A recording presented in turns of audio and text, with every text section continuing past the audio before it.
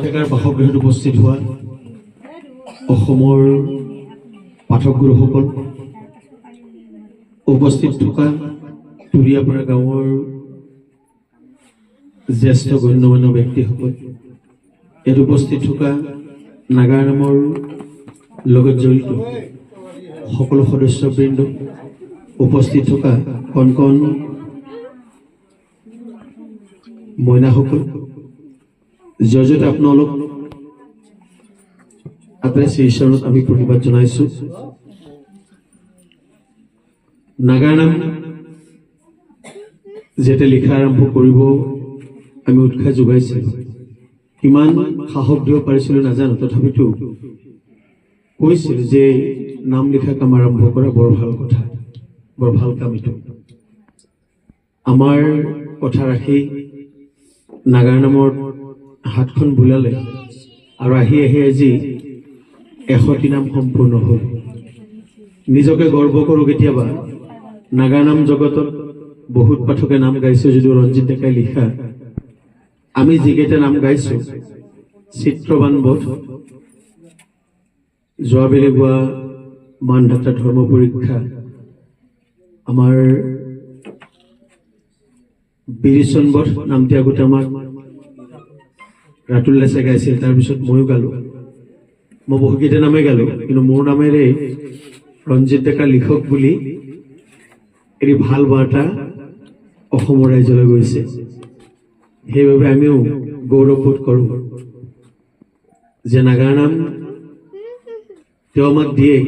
কেতিয়াবা দুজনে বহি গোটেই ৰাতিটো ইয়াতে সুৰ কৰি নামটো লৈ যাওঁ, কেতিয়াবা নিজৰ ঘৰত গৈও নামটো বনাই ল'ব লগা হয়। যা নহওক, তেখেতৰ যি আজি 100টি নাম সম্পূৰ্ণ হ'ল, মই আগতে কৈছোঁ আমাৰ পৰা দিবলগীয়া একো নাই, দিছোঁ মাত্ৰ আশীৰ্বাদ, দিছোঁ হিয়াভৰা মৰম।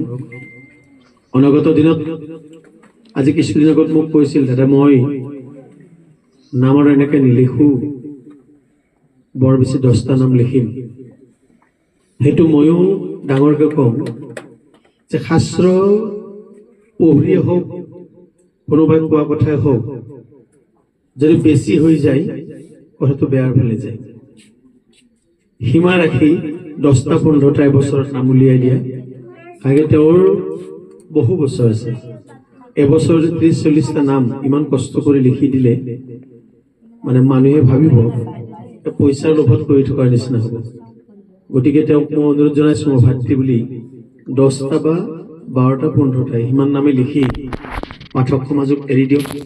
ভাল ভাল কাহিনী তেওঁ উলিয়াই পাঠক সমাজৰ মাজত দিয়ক। ইতিমধ্যে আমি জনাত বহু কিতাপেই তেওঁ সংগ্ৰহ কৰিছে, ভাওনাৰ পৰা আদি কৰি বহু পুথি আনিছে। সেইবিলাকত নিশ্চয় বহু কাহিনী আছে। গতিকে তেনেকুৱা নামবিলাক লিখি পাঠকক এৰি দিয়ক। বহু নাম লিখিব নালাগে, কষ্ট হয়। আৰু যিহেতু বহু বছৰ তেওঁৰ নাম লিখিব পৰা অভিজ্ঞতা আছে, বছৰত 10টাকৈ নাম হ'লেও 12টাকৈ নাম হ'লেও বহুত নাম ওলাই যাব। গতিকে মই তেওঁক অনুৰোধ নহয় আদেশে কৰিছোঁ, মোৰ ভাতৃ বুলি কমকৈ নাম লিখি যিকেইটা নাম লিখে সেইকেইটাতে ভালকৈ সুৰ কৰি সেইকেইটা প্ৰদান কৰক। উচিত মূল্যটো পাঠকজনে দিব লাগিব, যিহেতু কষ্ট কৰে। এইটি নাম ৰঞ্জিত ডেকাই লিখি থকা অৱস্থাত মই জানো তেওঁৰ সহধৰ্মিনী গোটেই ৰাতি তেওঁৰ কাষত বহি নাম লিখাত সহায় কৰি থাকে। কষ্ট কিমান হয়, সেয়েহে কষ্টৰ মূল্য বুজি আমাৰ পাঠক গুৰুসকলক তেখেতক মাননি দি নাগাৰ নামটি লৈ যায়। নাগাৰ নামক কোনোদিনে বিভৎস নকৰাৰ উদ্দেশ্য আগত লৈ নাম পৰিৱেশন কৰিব বুলি আশা ৰাখিছোঁ। লগতে আজি যে আমাৰ সকলোৰে মৰমৰ জুবিন গাৰ্গ ডাঙৰীয়া, ৰামচৰণ ভৰালী, দীপক শৰ্মা, আকৌ এটি দুখৰ খবৰ আমাৰ নাগাৰ নাম সংঘৰ বাবে যে চলিত কালতে ৰামচৰণ ভৰালীদেৱ আমাৰ সদৌসম নাগাৰ নাম সংঘৰ সভাপতি আছিলে। সভাপতিৰ কালতে তেখেত আমাৰ মাজৰ পৰা গুচি গ'ল। আজি আকৌ পুনৰ নলবাৰী জিলাৰে মাখন বৰ্মন বুলি পাঠক এজন আপোনালোকে চিনি পায়, যাক ৰবীন বৰ্মন বুলি নাম। দেখাত মানুহজন খুব ধুনীয়া কাৰণে মাখন বৰ্মন নাম দিছিলে তেখেতো আজি স্বৰ্গগামী হ'ল গতিকে 2025 চনটো শিল্পীৰ বাবে বৰ বেয়া লগা বুলি ভাবোঁ কিয়নো এজনকৈ আকৌ মাখন বৰ্মন দেৱো সদৌ নাগা নভংশৰ উপসভাপতি আছিল হয় তেখেত উপসভাপতি আছিল গতিকে সভাপতি গ'ল আজি আকৌ উপসভাপতিজনো গুচি গ'ল গতিকে আমাৰ সংঘৰ নিথৰুৱা হ'ল ৰাইজেও ৰামচৰণ ভৰালীদেৱৰ নাম আৰু আমি জীয়াই থকালৈকে আৰু দেখা পাম বুলি কোনোদিনে ভাবিব নোৱাৰি য'তেই নাথাকক ভগৱন্তই ভালে কুশলে ৰাখক তেখেতৰ যদি হেঁপাহ আছিলে নামবিলাকত কৈছিল যে মই এই পৃথিৱীৰ পৰা যেতিয়া বিদায় মাগিম আপোনালোকে আশীৰ্বাদ কৰিব পুনৰ যেন মানৱ ৰূপ লৈ নাগাৰ নামৰ পাঠ কথা পাতে তেখেতে প্ৰায় নামবিলাকত কৈছিল আৰু তেখেতে কৈ থৈ গৈছিল যে নামক কোনোদিন বেবিচাৰ কৰিব নালাগে মোৰ লগত পিতা পুত্ৰৰ নিচিনা সম্পৰ্ক আছিল এইটোৱেই আজিৰ প্ৰায় 4 বছৰ আগত তেখেতৰ যেতিয়া অসুখ হৈছিল মই নিজৰ শৰীৰৰ পৰা তেজ উলিয়াই তেখেতৰ শৰীৰত প্ৰদান কৰিছিলোঁ আগতে খুৰা বুলি মাতিছিলোঁ যদি দেউতা বুলি মাতিছিলোঁ মোৰ লগত ভাল সম্পৰ্ক আছিল মাখন বৰ্মন দেৱ আজি গুচি গ'ল তেখেতৰ লগতো তেখেতৰ চুলিকেইডাল বৰ লম্বা চুলি মিটিঙত গ'লে পিছফালৰ পৰা চুলিখিনি লাৰি দিওঁ মোক বাৰে বাৰে কয় ইয়াক নীলেজক চৰাব লাগিব ইয়াক মাৰিব লাগিব কিন্তু কোনোদিনে নামাৰিলে তেখেত আজি গুচি যোৱাত সঁচাকৈ মনটো বহুত দুখ লাগিল বহুত ধেমালি কৰিছিলোঁ জান 4জন ব্যক্তিক ভগৱন্তই যদি ৰাখক ভালে কুশলে ৰাখক তাৰ পুনৰবাৰ ভগৱানৰ ওচৰত প্ৰাৰ্থনা জনাই ৰঞ্জিত ডেকাৰ ভৱিষ্যত উজ্জ্বল হোৱাৰ কামনাৰে মোৰ চমু ভাষণ ইমানখিনি পবিত্ৰ স্থানত উপস্থিত সমূহ নাম ধৰ্মী ৰাইজ লগতে যিগৰাকী মহান ব্যক্তিৰ এটা মাইলষ্টন হ'বলৈ গৈ আছে তেখেতৰ পৰিয়ালটিৰ লগতে ওচৰ চুবুৰীয়া শুভাকাংক্ষীসকললৈ মোৰ তৰফৰ পৰা প্ৰণাম যাচিছোঁ মৰম যাচিছোঁ কণ কণ ভাইটি ভণ্টিসকললৈ আচলতে শ্ৰদ্ধাৰ গুৰুভাতৃক ডেকাদেৱে ইতিমধ্যেই মাননীয় ৰঞ্জিত ডেকাদেৱৰ বিষয়ে বহুখিনি কথা আপোনালোকক অৱগত কৰালে মই ৰাতুল দাক কোনোবা এটি শুভক্ষণত আচলতে শুভক্ষণ বুলি ক'ব লাগিব শুভক্ষণত বগচৰত চকত সেই যে মোবাইল মেৰামতি কৰা দোকান এখনত এগৰাকী এনেকুৱা হীৰা বহি থাকে এই কথাটি গম নোপোৱাকৈ সোমাইছিলোঁ 2018 চনত আৰু তেতিয়াৰ পৰা সেই 2018 চনৰ সেই দিনটোতেই তেখেতৰ লগত যি মই কথা বতৰা পাতিছিলোঁ নামৰ কথা যি অনৰ্গলভাৱে তেখেতৰ মুখৰ পৰা শুনিছিলোঁ তেতিয়াই মোৰ অনুভৱ হৈছিল যে আচলতে মই এজন ভাল দক্ষ ব্যক্তিৰ সন্ধান পালোঁ সঘন অহা যোৱা হ'ল দুয়োৰে মাজত বন্ধুত্ব গঢ়ি উঠিল এটি মৌমাখি আৰু এটি গোবৰুৱা পোক মৌমাখিয়ে মৌ প্ৰদান কৰি গৈ থাকিল আৰু বন্ধু গোবৰুৱা পোকে তাক খাই সঁচাই উৎফুল্লিত হৈ পৰিলোঁ বন্ধু সুধিলোঁ কেনেকৈ ইমান সুস্বাদু মৌনো তুমি ক'ত পোৱা লৈ গ'ল সেই ফুলনিৰ মাজলৈ সেই ফুলৰ কলিটোৰ মাজলৈ ময়ো লোভী মোক যে মৌ লাগে লাগে লাগে সন্ধিয়া হৈ আহিল ফুলৰ পাহিবোৰ কোচ খালে পিছদিনা আকৌ ব্ৰাহ্মণে সেই ফুলেৰে পূজা শ্ৰদ্ধাঞ্জলি বা পুষ্পাঞ্জলি প্ৰদান কৰিলে সেই ফুল পাহৰ মাজতে ময়ো সোমাই থাকিলোঁ গোবৰুৱা পোকটো সেই ফুল পাহৰ সৈতেই নৈত উটুৱাই দিলে মোৰ মুকুতি হোৱা যেন সেইদিনাই অনুভৱ হ'ল এজন সুদক্ষ বন্ধু মৌমাখিয়ে গোবৰুৱা পোকটোকো সঁচাকৈ তেওঁৰ যি মহান জ্ঞান, সেই গুণৰ দ্বাৰা জ্ঞানৰ দ্বাৰা আমাক কৃতাৰ্থ কৰিলে। হয়, 2018 চনৰ পৰা তেখেতৰ লগত যি নিবিড় সম্পৰ্ক গঢ়ি উঠিছিল, তাৰ ফলশ্ৰুতিতেই আমি বাৰু পাঠক হ'ব পৰা নাই, যা হওক তথাপিও হৰিৰ গুণানুকীৰ্তন কৰিবলৈ আগবাঢ়ি আহোঁ। আৰু আগবাঢ়ি আহিয়েই 2018 চনৰ এটা দিনত তেখেতে আমাৰ ঘৰলৈ গ'ল। বন্ধুবোৰ প্ৰতুল ডেকা, হৰি ডেকা, এনেকুৱাকৈ আৰু কেইজনমান লগত বন্ধুৰ লগত আমাৰ ঘৰলৈ গ'ল এটি পাণ্ডুলিপি লৈ, যিটো মোৰ একান্ত ইচ্ছা আছিল। সেই পাণ্ডুলিপিটো সজাই পৰাই ললো, তেখেতো আছে, সজাই পৰাই ত্ৰিলোক উদ্ধাৰ বা বিৰোচন বধ বুলি গাবলৈ আৰম্ভণি কৰিলো। মই ত্ৰিলোক উদ্ধাৰ বুলি বাণী বন্ধনো কৰিলো। তাৰপিছতেই ছাৰেও নামটি বিৰোচন বধ বুলি গাবলৈ আৰম্ভ কৰিলে। যা হওক, সেই ত্ৰিলোক উদ্ধাৰ, তাৰপিছতেই দুৰ্যোধনৰ পূৰ্বজন্ম, কুবেৰৰ দৰ্পচূৰ্ণ, সোমবাৰৰ মহত্ব ইত্যাদি বিভিন্ন ধৰণৰ নাম মই তেখেতৰ পৰা গ্ৰহণ কৰিছো আৰু ফিল্ডত গাইছো। আৰু যেতিয়া পৰিচয়টি ৰঞ্জিত ডেকাৰ নাম বুলি কওঁ, ছাৰে কোৱাৰ নিচিনা যদিও মই ত্ৰিলোক উদ্ধাৰ গাইছিলো, ছাৰৰ মুখত যেতিয়া নাম এতিয়া গ'ল, তাৰপিছতহে ৰাইজে বেছিকৈ আঁকোৱালি ললে আৰু সেই হাততালি বেছিকৈ পোৱা আৰম্ভ কৰিলো। যা হওক, তেখেতক আমি দিবলৈ একো নাই।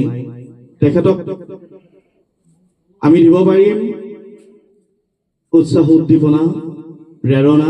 ছাৰ কোৱাৰ নিচিনা তেখেতে নিজক বচাই, নিজৰ শৰীৰৰ প্ৰতি যত্ন লৈ আৰু বেছিকৈ নাম লিখাৰ স্বাৰ্থত যদি নামবিলাক লিখিবলৈ যায়, তেতিয়াহ'লে হয়তো কৰবাত কিবা ত্ৰুটি ৰৈ যায় নেকি। তেখেতৰ নিচিনা এজন ব্যক্তিৰ পৰা আমি কিন্তু তেনেকুৱা ত্ৰুটি ৰৈ যোৱাটো নিবিচাৰো আৰু সমাজেও নিবিচাৰে। কাৰণ তেখেত এতিয়া এলাপেচা মানুহ, কিন্তু আমাৰ মনত নহয়, পাঠক সমাজৰ মনত ৰঞ্জিত ডেকা এজন এলাপেচা মানুহ নহয়। মাননীয় ৰাজীৱ ডেকাদেৱে গোৱা ৰুদ্ৰাক্ষৰ জন্মলৈকে যিমানবোৰ নাম লিখা হৈছিল, তেতিয়ালৈকে হয়তো প্ৰতিটো নামতেই মই মাননীয় ৰঞ্জিত ডেকাদেৱৰ লগত আছো।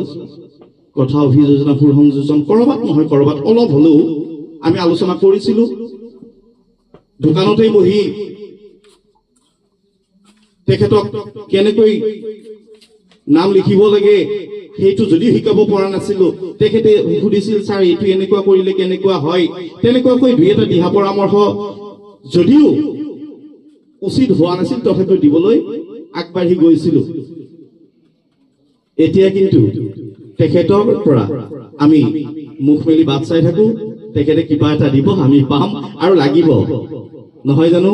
গতিকে আমি আশা ৰাখিম তেখেতে সুস্বাস্থ্য অটুট ৰাখি প্ৰভু ভগৱন্তৰ গুণানুকীৰ্তন কৰি যাওক, আমাক ৰাইজে আঁকোৱালি ল'ব পৰাকৈ ধুনীয়া ধুনীয়া নাম প্ৰদান কৰি যাওক। এই আশা ৰাখি প্ৰভু ভগৱন্তৰ ওচৰত তেখেতৰ তথা তেখেতৰ পৰিয়ালৰ সকলোৰে সুস্বাস্থ্য আৰু উত্তৰ কামনা কৰি মই ইমানতে মোৰ ভাষণ সামৰিছো। ধন্যবাদ। আমাৰ সন্মুখত বহি থকা আমাৰ গুৰু সন্মানীয় মহেশ ডেকাদেৱ, শ্ৰদ্ধাৰ আমাৰ নাম জগতৰ সহশিল্পীসকল আৰু আমাৰ যিসকল ব্যক্তিয়ে আমাৰ এই নাম ভাগি আগলৈ ছ'চিয়েল মিডিয়া যোগে আগবঢ়াই লৈ যাই আছে, ইউটিউবাৰ ৰাজীৱ দাস, বিশ্ব, তেওঁলোককো শ্ৰদ্ধা নিবেদিছোঁ। সঁচাকৈ আমাৰ শ্ৰদ্ধাৰ ৰঞ্জিত ডেকাদেৱৰ আমাৰ ছাৰ মহেশ ডেকাদেৱে যিষাৰ কথা ক'লে, আমাৰ ছাৰ ৰাতুল দাসদেৱে যিষাৰ কথা ক'লে, সঁচাকৈ অন্তৰ চুই গৈছে। কিয়নো এখেতৰ কথা ক'বলৈ গ'লে বহু কথা। তেখেতে যেতিয়া নাম লিখে, মই জনাই নাছিলোঁ ৰঞ্জিত ডেকা বুলি। তেতিয়া আমাৰ ছাৰে কৈছিলে শ্ৰদ্ধাৰ মহেশ ডেকাদেৱে যে ৰঞ্জিত, মোৰ এটি ছাত্ৰ আছে, ৰাজীৱ ডেকা বুলি এটি ভাল নাম দিব লাগিব, নতুনকৈ ওলাই আহিছে। তেখেতে ধুনীয়াকৈ এটি নাম লিখি দিলে, ৰুদ্ৰাক্ষৰ জন্ম। সেই ৰুদ্ৰাক্ষৰ জন্মৰ কাহিনীভাগ আমি ৰাইজৰ মাজত অলপ গাবলৈ চেষ্টা কৰিলোঁ, কিন্তু ৰাইজে বৰ সুন্দৰকৈ আঁকোৱালি ল'লে। তেখেতৰ মনটো ভাল লাগিছে যে প্ৰথমবাৰ নামটি দিছোঁ ৰুদ্ৰাক্ষ জন্ম, নামটি ভালকৈ গালে, তেতিয়া তেখেতৰ মনটো ভাল লাগিলে।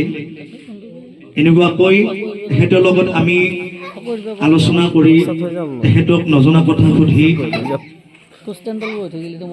নাম এটিকৈ তিনিটা নাম আমালৈ দিলে। যা নহওক, ক'বলৈ গ'লে বহু কথাই ক'ব লাগিব। আমি ভগৱন্তৰ ওচৰত এটাই প্ৰাৰ্থনা কৰিছোঁ, যাতে তেখেতে আমাক বুলিয়ে নহয়, অসমৰ যিমান পাঠক আছে সকলোকে নাম দিবলৈ সক্ষম হৈছে। ভগৱন্তৰ ওচৰত এটাই প্ৰাৰ্থনা কৰিছোঁ, যাতে তেখেতে সুস্থ হৈ আৰু আগলৈকে ভাল ভাল কাহিনী ৰাইজক উপহাৰ দিব পাৰে। সেয়েহে ভগৱন্তৰ ওচৰত আমি ইয়াৰ পৰা ভক্তিৰ পুষ্পাঞ্জলি কৰিছোঁ। কৃষ্ণ। সকলোকে নমস্কাৰ জনাইছোঁ। আচলতে ক'ব গ'লে বহুতেই কথা বাৰু। দাদাৰ লগত মোৰ চিনাকি প্ৰায় আজিৰ পৰা 3 বছৰমান হ'ল। প্ৰথমতে ইমান বেছি নাম গোৱা নাছিলোঁ, 2-এখন নাম গাই আছিলোঁ। এদিন এখেতৰ লগত চিনাকি হ'ল মোৰ দাদা ধ্ৰুৱজিৎ ডেকা, তেওঁ মোৰ ছেকেণ্ড নাগাৰ বজাই। তেখেত আজি উপস্থিত হ'ব নোৱাৰিলে ইয়াতে, তেওঁ বিশেষ এটা প্ৰব্লেমৰ বাবে তেওঁ উৰিষ্যা যাব লগা হ'ল। প্ৰায় 10 দিন হৈ গ'ল, তো তেওঁ আজি আহিব নোৱাৰিলে। যিয়ে নহওক, আচলতে ইমান বেছি নাম গোৱা নাছিলোঁ। যেতিয়াৰ পৰা দাদাৰ লগত চিনাকি হ'ল, প্ৰথমতে নাম গালোঁ মই ইন্দ্ৰজিৎ বধ, ৰামায়ণৰ এটি খুব ধুনীয়া কাহিনী তেখেতে মোক দিছিলে। এই নামটোৰ পৰা আৰম্ভণি কৰিলোঁ। আছিলে গাই প্ৰথম গালোঁ ইন্দ্ৰজিৎ বধ, তাৰপিছত গালোঁ শিমলু গছৰ জন্ম, তাৰপিছত গালোঁ ভীমৰ দৰ্পচূৰ্ণ। এইবছৰ নতুনকৈ তেখেতৰ পৰা লৈছিলোঁ বৃষসেন বধ। এনেকৈ নাম গাই আজি যদি মোক উৎপল আলয় বা উৎপল সাগৰ বুলি নলবাৰীৰ 2-4জনে চিনিব হৈছে, একমাত্ৰ আমাৰ দাদাৰ কাৰণে। তেখেতৰ লগত যদি আজি মোৰ চিনাকি হ'ব নোৱাৰিলি হয়, হয়তো আজি মোৰ ইমানটি মই আগবাঢ়িব নোৱাৰিলোঁ হয়। ঠিক তেনেকৈ মোৰ শ্ৰদ্ধাৰ গুৰু মাননীয় মহেশ ডেকাদেৱ, তেখেত আমাৰ মাজত উপস্থিত আছে। তেখেতলৈ বহুত বহুত শ্ৰদ্ধা জনাইছোঁ। আচলতে এই নামটিত বৃষসেন বধ, এই নামটি তেখেতে বহুতখিনি মোক সহায় কৰিছে। কিছুমান সুৰ সজ্জা লৈ পেলাই বা কিছুমান দেহা পৰমৰ দিশলৈ বহুতখিনি আগবঢ়াই দিছে। যিয়ে নহওক, নেদেখাজনৰ ওচৰত এটাই প্ৰাৰ্থনা জনাওঁ, আমাৰ দাদা ৰঞ্জিত দা আমাৰ মাজত সদায় ভালে কুশলে থাকক। তেখেতে অকল মোক বুলি নহয়, আমাৰ অসমৰ বিভিন্নজন নাগাৰ নামৰ পাঠক তেখেতে এনেকৈ আমাক খুব ধুনীয়া ধুনীয়া নামবোৰ আমালৈ উপহাৰ দি যাওক, তাৰে কামনা কৰিছোঁ। প্ৰভু ভগৱন্ত তেখেতক সদায় ভালে কুশলে থাকক, তাৰে কামনা কৰিছোঁ। সকলোকে সেৱা জনাইছোঁ, জ্যেষ্ঠসকলক শ্ৰদ্ধা জনাইছোঁ, বন্ধুসকলক লগ জনাইছোঁ আৰু কনিষ্ঠসকলক মৰম স্নেহ যাচিছোঁ আৰু শ্ৰদ্ধা জনাইছোঁ আমাৰ গুৰুতুল্য অসমৰ স্বনামধন্য নাগাৰ নামৰ পাঠক দৰং জিলাৰ মাননীয় শ্ৰীযুত মহেশ ডেকা ডাঙৰীয়াদেৱ, লগতে সমূহ নাগাৰ নামৰ নাগৰু, পালি, তালৈ সকলো শিল্পীকে আজি সঁচাকৈ বহুত ভাল লাগিছে। কাৰণ এইকাৰণে নাগাৰ নামৰে হওক, আমাৰ ব্যক্তিগত অনুষ্ঠান সদায় কৰি থাকোঁ, বিয়া হওক কিবা হওক, কিন্তু আজি অনুষ্ঠানটো একেবাৰে ব্যতিক্ৰম। কাৰণ এইকাৰণে নাগাৰ নামৰ এজন নক্ষত্ৰ বুলি ক'ব লাগিব ৰঞ্জিত ডেকা ডাঙৰীয়াদেৱ। 100টি নাম আমাৰ অসমবাসী ৰাইজক উপহাৰ দিছে। হয়তো এইটো মই বোধ কৰোঁ প্ৰথম ৰেকৰ্ড। গতিকে এটি হাততালি বজাই দিয়ক। এই অনুষ্ঠানটিৰ এই হাততালি হওক এই দাদাৰ এখোজ আগবাঢ়ি যোৱাৰ উৎসাহ, এখোজ আগবাঢ়ি যোৱাৰ উদ্দীপনা। আচলতে ময়ো সৰুৰ পৰাই নাগাৰ নাম যথেষ্ট ভাল পাওঁ। লোকগীত, শাস্ত্ৰীয় সংগীতত প্ৰায় 4 বছৰৰ পৰাই জড়িত। তাৰ পাছতে নাগাৰ নাম সৰুৰ পৰাই ভাল পাওঁ। প্ৰায় 2019ত নাগা নামৰ ভালকৈ প্ৰেমত পৰিলোঁ। 2020ৰ পৰা পাঠক হিচাপে আপোনালোকৰ মাজত ওলাই আহি 2021 পৰা আপোনালোকৰ মাজত নাম গাবলৈ আৰম্ভ কৰিলোঁ। প্ৰায় 2023 চনত বেলেগৰ অৰ্থাৎ মোৰ গুৰুদেৱ কৈলাশ তালুকদাৰ পৰা অন্যান্য পাঠকৰ নাম গাই তাৰ পাছতে সকলোৱে কয় এটি নতুন নাম লাগে, তেতিয়া বেছি ভাল পাব ৰাইজে। ভাবিলো কাৰ পৰা নাম লওঁ। আচলতে এই পবিত্ৰ স্থলীৰ পৰা অসমৰ যিমান নাগা নামৰ লিখক আছে সকলোকে শ্ৰদ্ধা জনাইছো, কাৰণ কোনো কম নহয়, যিহেতু আমাৰেই গতিকে তথাপিতো সকলে সিলেকশন কৰিছে, নিৰ্বাচন কৰিছে ৰঞ্জিত ডেকাদেৱৰ নাম বেছি ভাল হৈ আছে। মই চিনি পোৱা নাছিলো ৰঞ্জিত ডেকাদেৱ কোন, যদিও আমাৰ ঘৰৰ চকালৰে হয়।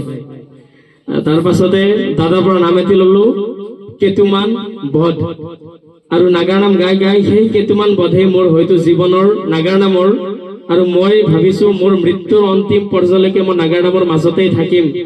আপোনালোকক এই কথাটো কৈ থলো, আৰু সেই মোৰ জীৱনৰ নাগাৰ নামৰ এটি টাৰ্ণিং পইণ্ট হয়তো কেতুমান বধ। তাৰ পাছতে ললো অভিভক্ত দুটাখন, আৰু সকলোৱে এনেকৈ মৰম কৰিছে, আৰু আজি সঁচাকৈ ভাল লাগিছে। আৰু আজি ভগৱানক আমি তেহেঁতকতো আশীৰ্বাদ কৰিব নোৱাৰো, যিহেতু আমি একেবাৰে সৰু ল'ৰা।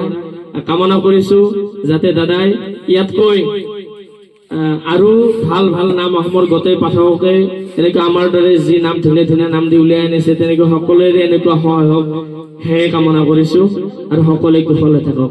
ধন্যবাদ।